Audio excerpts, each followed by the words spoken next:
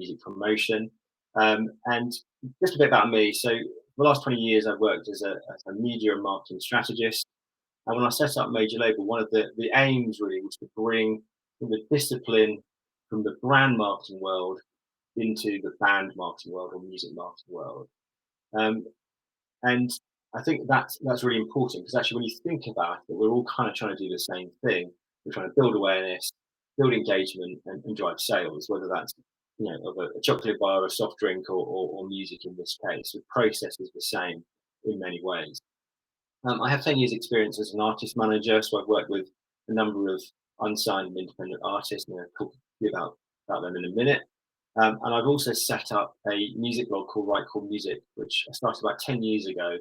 And I work and promote music every day as a podcast, a playlist, an online festival last year, which attracted just over 500,000 viewers.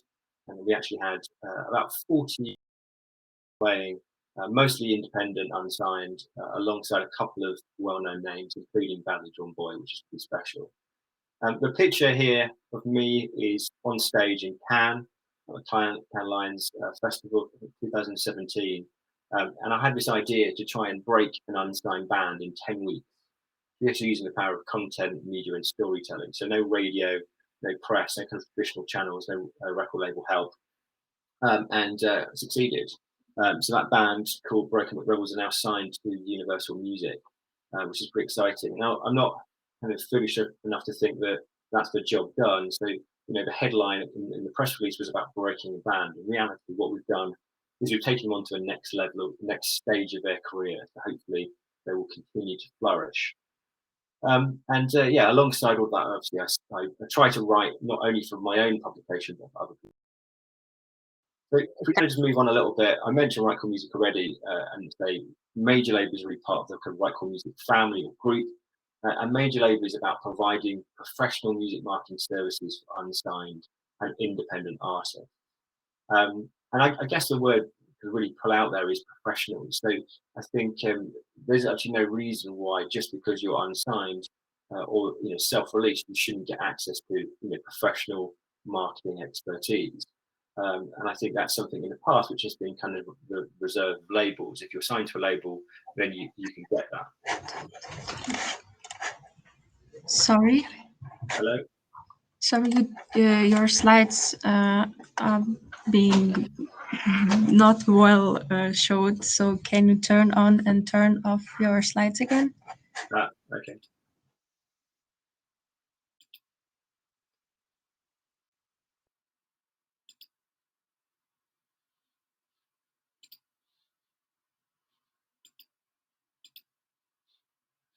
Is that any better? Hopefully you can now see my slides. Apologies for anyone who can't. I would just say as well that my contact details are at the bottom of this page. So if anyone wants a copy of this or wants to ask me any questions after, then obviously do drop me an email, hello@majorlabel.com or @majorlabel on all social media. You can find me.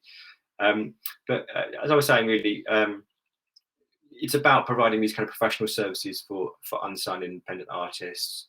And increasingly now I'm actually working with small independent labels as well, so giving them sort of this work. And moving on to talk a bit about why we exist. The reason I set up Major Label really is because I realized that after sort of 10 years working with these artists that the traditional model of promotion, whether that's radio, press or live, just doesn't work for independent and unsigned artists. If you are a signed artist to like a Universal or Sony or Warner, radio, press and live makes a lot of sense. If you're unsigned, it doesn't. And let me explain why. So if we start with radio, I always kind of pick on poor Beyonce, but if you are Beyonce and you're releasing a song, the chances are that song's going to be played on radio. It's going to be playlisted, so you're going to get 5-6 plays a day for maybe 5 or 6 weeks. And what that does is it drives reach and frequency. So lots of people can hear that song lots of times. And reach and frequency really is a kind of key tenet really of media planning. Again, so bringing the discipline from a kind of brand marketing world into play. But if you're an unsigned artist, the reality is, you might not get on radio at all. Or if you do get on radio, the chances are you're going to get one spot play. So one limited play, maybe late at night. So at that point, there is no frequency. It's the frequency of one, and reach is very diminished. So that's really hard to then build a fan base, because very few people will listen to that song, remember that song, and then go and do something about it on the back of one play alone. And press is kind of the same. So again, using my Beyonce example, when Beyonce releases a record, everyone is interested, right? And you'll get press across news titles, magazines, online forums, all sorts of things. But if you're an unsigned artist, most people don't know who you are, and most people don't care who you are. So actually getting that press support is really difficult. So where you end up is on these niche music blogs. Now, I run a niche music blog, so I'm super aware of the power, but also the limitations of blogs. And one of the challenges is SEO, right? So unless that bedroom blog writer understands how to optimize their website for SEO, a lot of the time those articles remain unfound on their blog. People can't search them and can't find them. So actually the value to the artist is pretty small. And finally, live.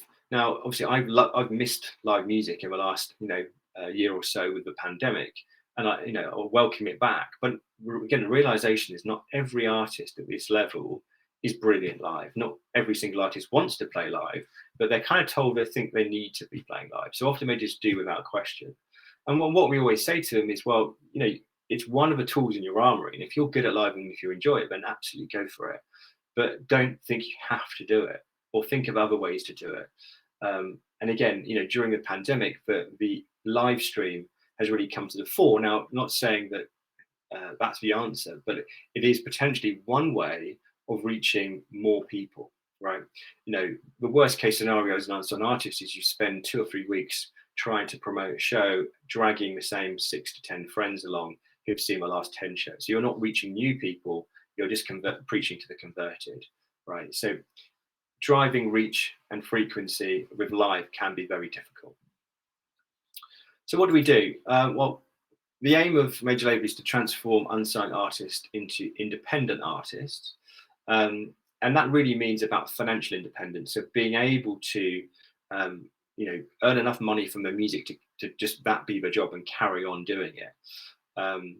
And unlike a traditional record label, like a Sony or a Warner or any of those guys, Universal, we don't take the rights off the artist. We're not a label. We've got a kind of a cheeky major label name, but actually we are a marketing agency. So we allow the artist to keep 100% of the rights. They work on a kind of pay-as-you-go basis with us. There's no contracts. So when they need the support, they come to us. And how do we do it? Well, what we do is we start with the channels you can control rather than the channels you can't control. And that's a major difference between us and a typical kind of PR agency. So they would focus on radio and press. We focus on social media and websites. And what we do is to borrow from advertising best practice to reach, engage, convert, and retarget the audiences most into your music. And the aim is always to create this kind of thumb-stopping social content. So when people are scrolling through their Instagram feed or Facebook feed, there's something there that disrupts them and says, oh, I want to find out what that is. And everything we do from a kind of campaign perspective is always driven around 5 key metrics to try and convert listeners into fans. So that's about engagement rate, play counts, repeat listener rates, save rates, and follower rates. Those things are the things we need to impact to get listeners to become fans. Now, when we start working with anyone, one of the first things we do is often to tell them just to stop and press pause, take a step back. There's always a desire to get music out in the world as quickly as possible. And often, if you're self-released, the only person setting that deadline is you. So it's better, take your time, plan it, and then do it properly. So often one of the first things we do is to do an audit of their existing channels and existing activity to say, how can we make this better? So when we do promote, you've got the best chance of cutting through. And that can be simple things like adding tags to YouTube videos. It could be, making sure all your images are consistent and your biography is written. All those boxes are filled in on Facebook or Spotify.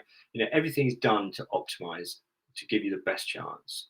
And that kind of brings us to that kind of second point about branding identity. You get one chance. People don't know who you are, don't care who you are. How are you going to stand out? How are you going to impress them and look professional? So we spend a lot of time looking at branding identity. Then we talk about audiences and pixels and work out how we can build audiences. How can we collect data to target and retarget? creating engaging content is really important. And we always talk about this idea of the hero idea. The reality being, if you are an unsigned musician, for 5 weeks on a daily basis, I've got a new song out, is pretty boring and no one is going to engage. We're soon start to switch off, even your biggest fans. So trying to think of an idea around the song to make it more compelling and more interesting for more people is always the aim. My old boss used to tell me that, you know, people don't go to nightclubs for the music. You know, music is kind of the incidental. Like, they go for the conversation, they go for the dancing, they go for the drinks, and they go for the fun, and music just happens to be there. And I think that's a way of thinking about it, is to say, how can we tap into a bigger conversation around your music? And some good examples from clients we've worked on. Anxiety was one theme which we've worked on. You know, the song was about anxiety. Obviously, lots more people are talking and concerned with anxiety than they are about an unknown artist releasing an unknown song. And then the 10-week cycle. So we always talk about this sort of 10-week cycle, kind of 6 weeks planning before launch, and then 4 weeks or 5 weeks post-launch. And that gives us enough time to create the content, schedule the content. And so you don't have that moment where the artist is going to Facebook and Instagram on a daily basis going, what do I post now? It's all been done in advance. So you end up with blocks of content for each release. So at the end of one release, let's say you've got, you know, 20, 25 pieces of content. You move on to the next song, you do the same. Suddenly you've got, after 3 singles, you might have 60 pieces of content that you can reuse at any point. So even when you're not in kind of promotion mode, you can go back around to the previous single and say, have you checked out this, and use that content again. So it's always that kind of cyclical process. Just to pick up on a few success stories and give you some stories behind the music. So Porcelain is a really interesting one. These are a band that we worked with from the start.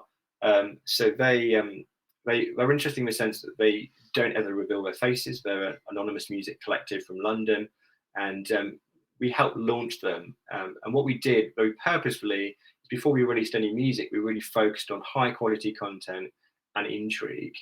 So all their social posts were numbered as a kind of a bit of a gimmick at the start, and it was all kind of like, you know, when's the next number going to drop? All the videos are made by these motion graphic artists, so really stunning visuals. And we drove about 500,000 views before any music was released. And during that period, the band worked incredibly hard with building engagement with all of those likes and those followers and those views. And the net impact of that was when they did release their first track, they had a 60% conversion rate from ad to listener. Now, I'll come on to talk a bit more about the kind of process in a second, but trust me, that is incredibly high. So 60% of the people who see an ad for them click on it and end up as a listener, right? And that's really, really impressive. The second artist is Irena Mancini, a female musician, singer-songwriter, again from London.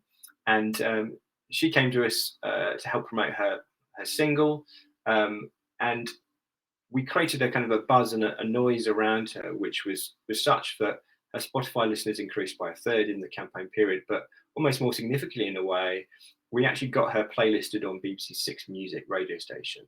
Now, I said earlier on, you know, it's incredibly hard if you're an unsigned artist to get on radio. Now, we didn't pay a radio plugger here. Quite the opposite. All we did is we created enough buzz around her that the producer of Lauren Laverne show actually found out about Irena Mancini and then playlisted her, right? And that success has continued into the second single, and they're continuing to support her. In fact, they featured her as a featured artist of the day just a few days ago. The final one is the Daydream Club. They're probably the most successful band you've never heard of. So I managed them for about 5-6 years before setting up Major Label, and a lot of the theory from my work with them has shaped what I do with Major Label. So they have the distinction of having over 100 million Spotify streams. And all of those streams were achieved from the ground up. This wasn't about paying someone to put them on a playlist. I think they were on about 200,000 individual fan playlists before Spotify put them on an editorial playlist. And they've been on some of the biggest editorial playlists like Peaceful Piano. So they actually earn an income from their music and have done for the last 5 years, which means they are independent in the truest sense. They also won, were nominated as the best digital artist at the Music Ally Awards a couple of years ago. They were the only unsigned artist to do so, which I think is a great testimony to their hard work. So that's kind of like a bit of a flavour of the work we do. And I just wanted to also just talk about the challenge, take a step back and talk about the challenge, because promoting music, I think, is a really unique space. Um, so normally, let's say you're selling a pair of trainers for Nike. You might have a margin of error of like £70 before you start losing money on that sale, right? Those trainers are 80, £90, etc. But with music, you are losing money the moment you start advertising. So let's say the best conversion rate you could get from a music advert might be about 10 pence, so 10p to get one person to listen, right? In return for that 10p conversion, you get, or the artist gets 0.0344 back, right? So they're losing money the moment they make that sale. You then have to realize that the competition for listeners is really fierce. So it's like 60,000 new tracks added to Spotify every day. And there's a glut of tracks that have never been played at all. So if you launch and leave, you really just get lost in the clutter. One of the other learnings, which I think is really interesting from doing this for the last couple of years, is that music videos don't make engaging ads, right? So the first job is to engage the eyes, because about 80% of people, when they're scrolling through social media, have the sound off, right? So if you're relying on your music to sell your song, it doesn't work. And almost the worst thing you could do as an unsung artist is have a video clip of you playing an acoustic guitar or singing, because people don't know who you are, right? It's not engaging. It goes back to that story about the nightclub. It's got to be the story or the visuals that engage you first. So engage with the eyes, click, and then listen. I mean, I think the other sort of thing to be aware of is just that the noise around the artist. So lots of artists will be hit up with, these offers and guarantees. We're going to make you a star. We're going to put you on this playlist. Pay this, pay that. And it's really hard to be that artist and kind of see through it. So what we always hope to deliver is a very truthful, honest service. We're not going to claim to make you, the next Madonna or Beyonce, but we can always improve your marketing. So when we are planning a strategy for an artist, we always talk about the journey to a stream and understanding how consumers get to listen to music. And it starts with the bit at the bottom, the in-media market, if you like. So most people, when they're scrolling through social media, whether it's Facebook or Instagram or Twitter, whatever, they're not looking for music, right? They're looking for their friends' updates, looking for photos. What are their friends doing? What are their work colleagues up to? So in order to attract people, we need to get this hero hook, right? The hero hook is the thing that gets people interested in your music. And that's the bit which goes beyond music. What's the kind of the anxiety? What's all the Brexit, all the stuff about, the pandemic, whatever that story is, what's the thing that's going to get people to click? Then you've got your in-market audience. I hope I'm still streaming. It seems my face seems to have frozen on the screen, so hopefully someone will tell me if it's not. In-market is the people who are looking for music. And then finally, you've got your in music, which is kind of when you're in Spotify or when you're in Apple, what you're going to choose to listen to and how we're going to impact that. So we try and think about what we're doing all four stages to people to choose you, right?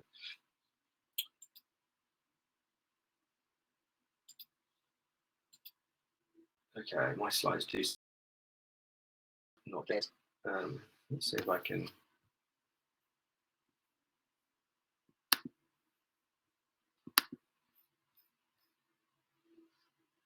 I can't move on, unfortunately, which is not great.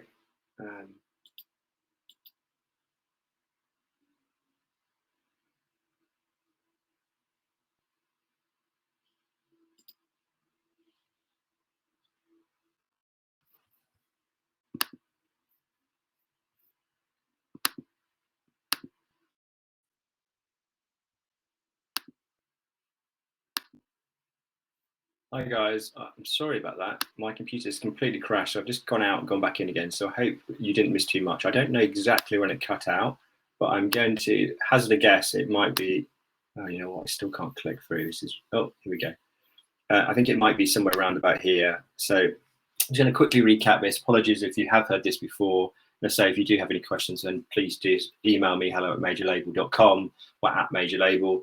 But I was just talking about this kind of journey to a stream and understanding how people consume music and recognizing that most of the time people are in media not to look for music. So when you're looking through Facebook or Instagram, it's not about the music. You need that hero hook, that story, that something to make you go and discover the music. When you're in market for music, is obviously different. Then the competition becomes more about music rather than cat pictures or children's your friends' kids. And in market channels, maybe a bit closer to music, so things like YouTube, music podcasts, music blogs, all of those things as well. And then the final one in music is really reserved for Spotify and Apple, in my mind. So when people go to those platforms, how are they deciding to choose you rather than someone else? And we need a strategy to kind of cover off all four parts of that. Now, the kind of the four-stage strategy we follow is really these words. So introduce, engage, convert, and listener into fan. Now, we need to make people aware of you as a human first before we talk about music. So we need to remember your name. A PR guy once said to me that you need to get people to remember someone's name before they remember their music, and I think it's very true. So the introduction phase is really important. Engagement, we'll come on to talk a bit more about engagement in a second, and I think often it's a very overused word, but engagement is critical, right? Convert, meaning to get them to do something. So what's the action they take off the back of seeing you and engaging you? Is it going to listen to your music on Spotify? Is it watching a video? Is it coming to your website? Is it signing up for a mailing list? All of these things are kind of conversion actions, and then listener to fan. Now, having someone listen to your music is one thing, but getting them to listen again and again and again is another. So, and that's the bit we're really after. We're after the fans. Now, I mentioned this kind of spectrum of engagement, or the importance of engagement. Now, on the far right, the highest engagement would be the Spotify streamers. These are the people who are listening to your music. These are the equivalent of your buyers.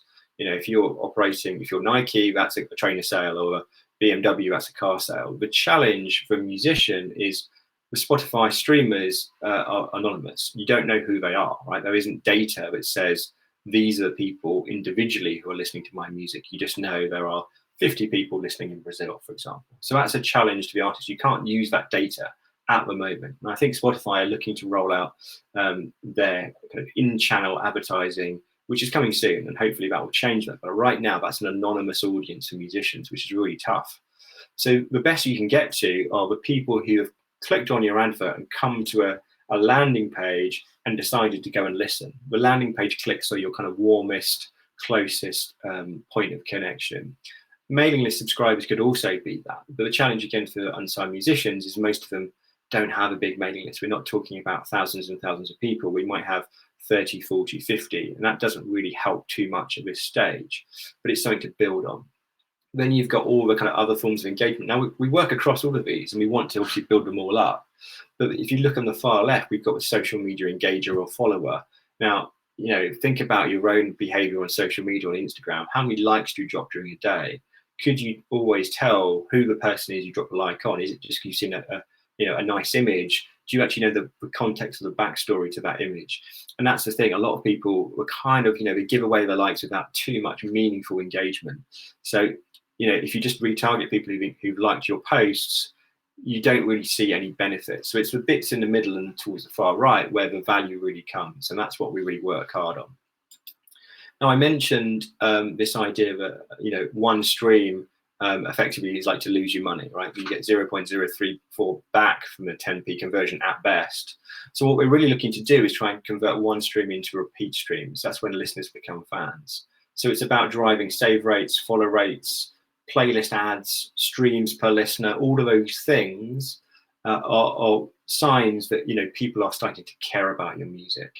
And there's a lot of playlist pushers out there who will say pay some money and we put you on a playlist. And actually, what we find is when we look at the save rate of a playlist push campaign versus a campaign like this, the save rate is much, much lower, right? So it could be between 5 and 7% of the numbers I've seen, versus a save rate of 30, 40, up to 60% for an advertising built campaign like this. So that's kind of the importance. It's not just about getting listeners, it's about getting listeners to come back and listen again and again and again. And if they haven't saved your music, if they haven't put it on their own playlist, the chances are they won't do that. So at the end of a campaign, all those listeners disappear, and on the next thing, we have to go and buy a load more. You're constantly stuck in that loop. So that's why those repeat streams are so important. Now, when we first started doing this, I remember speaking to Facebook's kind of marketing team and saying, right, we want to drive people from Facebook or Instagram over to Spotify. What's the best way of doing that? Facebook traffic ads. That's what you need to do. And it doesn't work absolutely doesn't work. And the reason why it doesn't work is bots. You get a lot of bot traffic, and I'm sure in your own industries you'll find the same if you're using Facebook ads. It doesn't work, right? And there's especially a couple of markets you really need to be aware of. No offense to these countries, but Turkey, India, Argentina in particular, we found have been really bad. So you get lots of clicks. You think, oh, great, this is fantastic. Lots of people are listening. No one is listening. These are all fake bot clicks. So if you understand or start to understand how Facebook ads work, you realize there's 5 steps, right? And Facebook only really cares about the first one. They care about the click on the ad. That's the traffic ad, right? But to get that play, you have to complete all the steps. You have to get the click on the ad.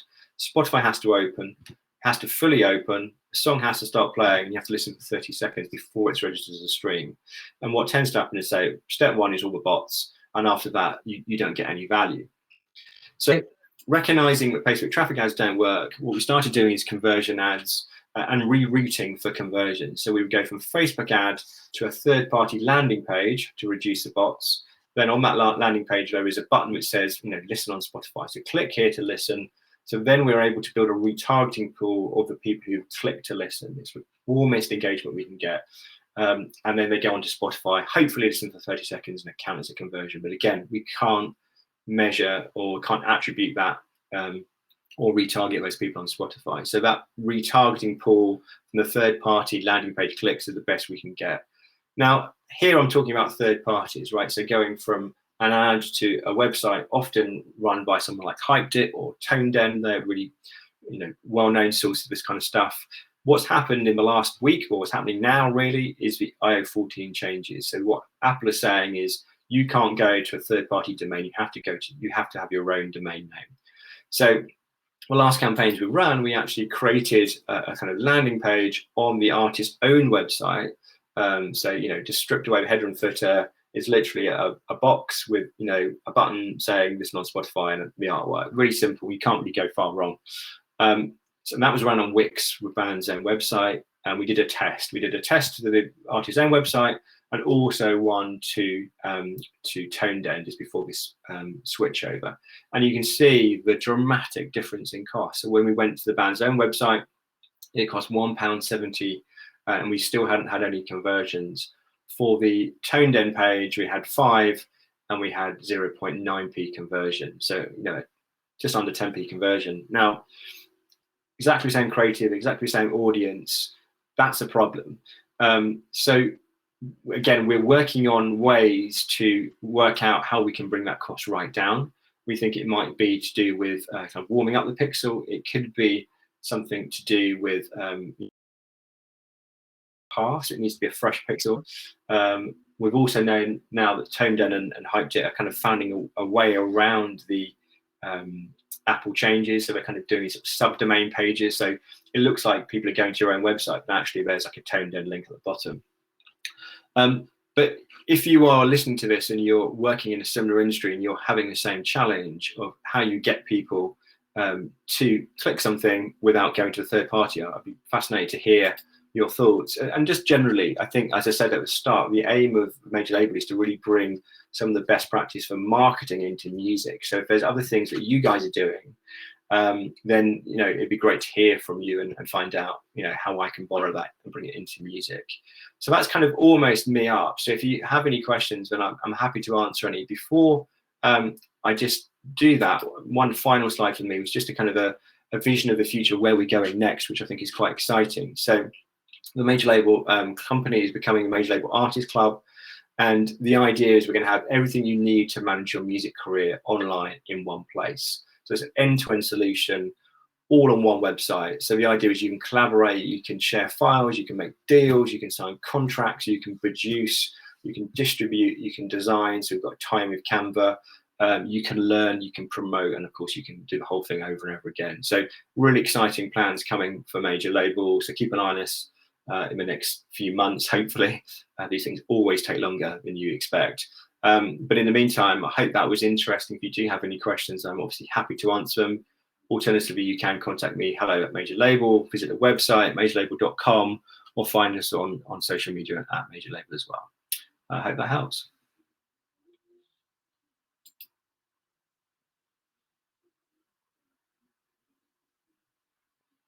Not really sure what happens now. I don't know if the questions pop up or whether, let's just see if there's anything in the Q&A. No questions in the Q&A.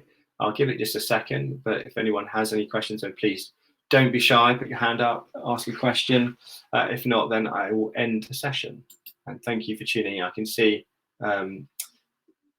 there's been a good number of you, so thank you for your patience. I know there was a bit of a problem in the middle where the screen did freeze, so hopefully you're able to hear all I was saying.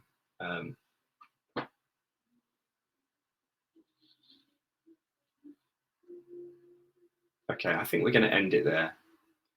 Thank you for tuning in.